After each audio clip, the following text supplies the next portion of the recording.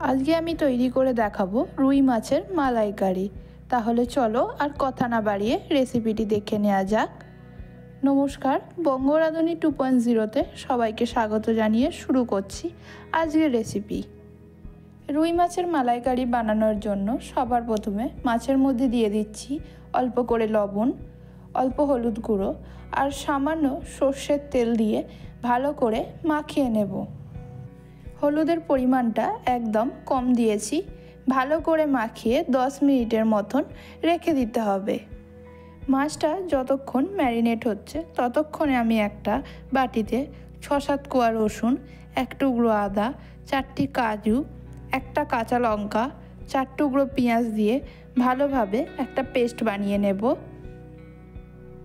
একটা টমেটোকে 4 টুকরো করে পেস্ট করে নেব। এবার আমি কড়াইতে দিয়ে দিচ্ছি সর্ষের তেল। আমি রান্নার জন্য সর্ষের তেলই ব্যবহার করব। তেলটা ভালো গরম হয়ে গেলে এবার আমি এক এক করে মাছগুলি দিয়ে দেব। মাছগুলো এক পাশে ভাজা হয়ে গেলে আরেক পাশে ভালো করে উল্টে দেব। দুপাশ এইরকম লাল করে ভাজতে হবে। রুই মাছ বেশি কড়া করে ভেজে এই রান্নাটি করলে মাছের স্বাদ খুব একটা ভালো লাগবে না। খুব কড়া করে না ভেজে তবে একটু লাল করে ভাজতে হবে। আমার এখানে মাছগুলো ভাজা হয়ে গেছে। আশা করি দেখে বোঝাই যাচ্ছে কতটা পরিমাণে ভেজেছি মাছগুলো। এবার মাছগুলো তুলে নিচ্ছি।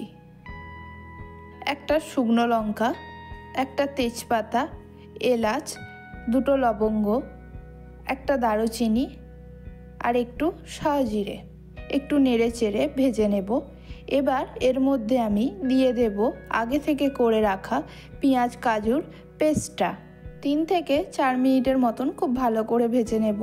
যেহেতু কাজু বাদাম দেয়া আছে তাই ক্রমাগত নাড়াচাড়া করে ভাজতে হবে, না হলে নিচে লেগে যাওয়ার সম্ভাবনা থেকে যায়। 3-4 মিনিটের মতন ভেজে নিয়েছি। এখন এর মধ্যে দিয়ে দেব টমেটো বাটা। টমেটো বাটা দিয়ে কিছুক্ষণ ভেজে নিতে হবে যতক্ষণ না পর্যন্ত টমেটোর কাঁচা গন্ধ চলে যাচ্ছে। এবার এর মধ্যে দিয়ে দেব আমি কিছু মশলা, স্বাদ মতন নুন, 1 চামচ হলুদ গুঁড়ো, 1 চামচ কাশ্মীরি লঙ্কার গুঁড়ো, 1 চামচ ধনে গুঁড়ো, 1 চামচ জিরে গুঁড়ো।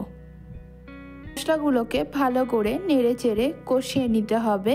গ্যাসের ফ্লেম লোতে রেখে মশলাটাকে ভালো করে কষিয়ে নিয়েছি। যতক্ষণ মশলা থেকে তেল না বের হয়ে আসে এরকমভাবেই কষাতে হবে। এবার এর মধ্যে আমি অল্প অল্প করে নারকেলের দুধ অ্যাড করব আর কষাতে থাকব। ভালো মতন কষানো হয়ে গেছে। পুরো দুধটা দিয়ে নেড়ে চেড়ে 2 মিনিট চাপা দিয়ে ফুটতে দেব। ঢাকাটি খুলে গ্রেভির মধ্যে ভেজে রাখা মাছগুলো দিয়ে দেব। তারপর ঢাকা দিয়ে আবারও ফুটতে দেব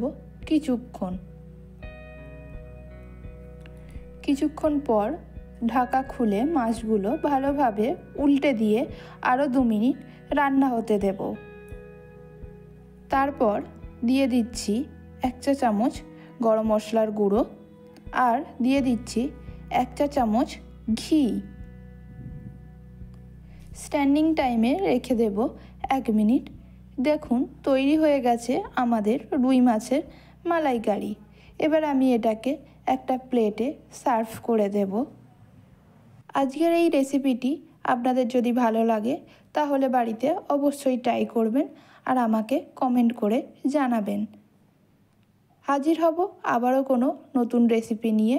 ভালো থাকবেন, সুস্থ থাকবেন। ধন্যবাদ।